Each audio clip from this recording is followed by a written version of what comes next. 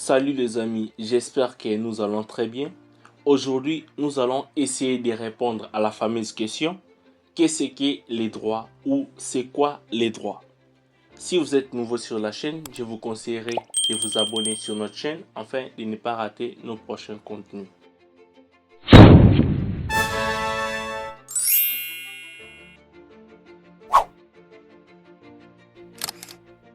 En effet, définir les droits est assez polémique et polysémique parce que les termes rêvent de plusieurs sens et de plusieurs définitions. De nombreux auteurs et autant de définitions ont tenté de répondre à la question. Quant à nous, pour répondre à cette question, nous allons remonter à l'origine du droit, en se posant la question: d'où viennent les droits? Les droits est un phénomène essentiellement social, c'est-à-dire les droits prennent entièrement naissance dans la société. On ne peut pas les détacher de la société, tout comme un poisson évolue dans l'eau.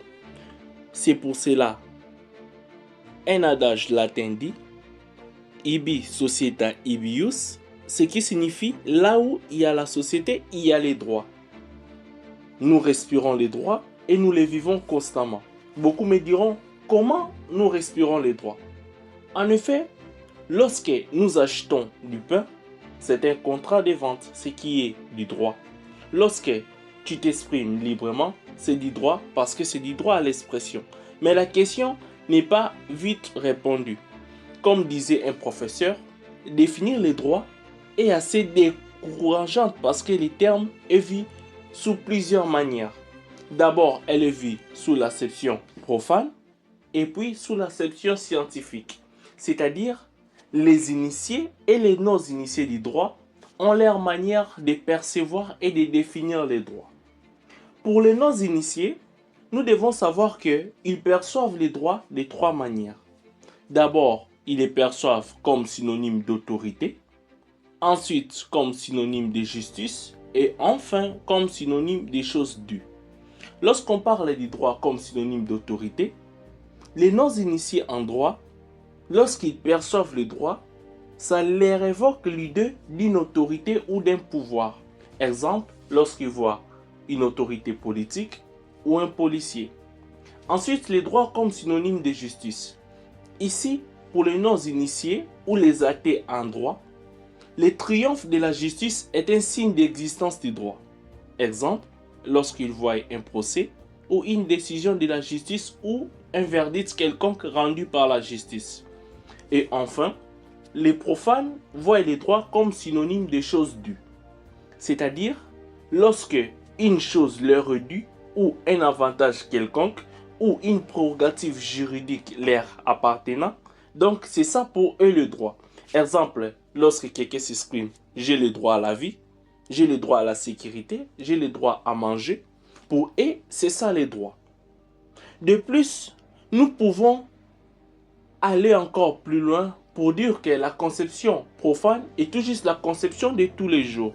Mais on ne peut pas se limiter à ce niveau parce que les juristes ont leur manière, ou les personnes initiées ont leur manière de définir les droits, et c'est ça ce qui nous concerne, la définition scientifique du droit. Les droits peuvent se définir de deux manières, selon la définition scientifique. Les droits peuvent se définir sous deux manières. D'abord, la manière objective et ensuite la manière subjective. Alors, c'est quoi les droits objectifs et c'est quoi les droits subjectifs?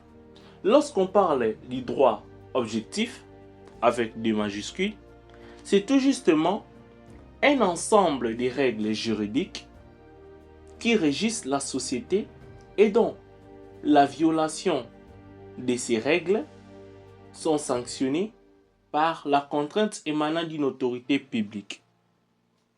On récapitule.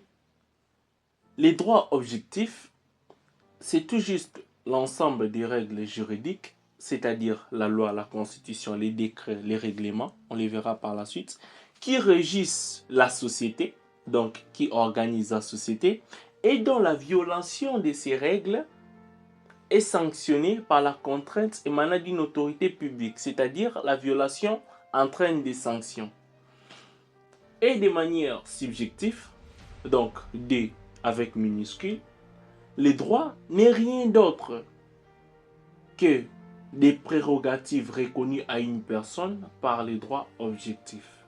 Donc, c'est tout prérogative qui appartient à un individu ou toute prérogative qui est reconnue à une personne.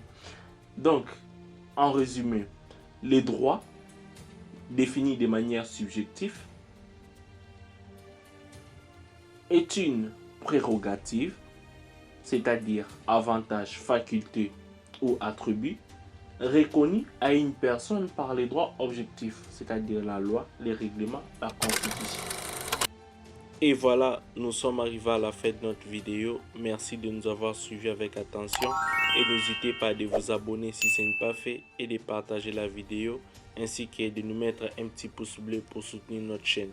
Merci, à la prochaine.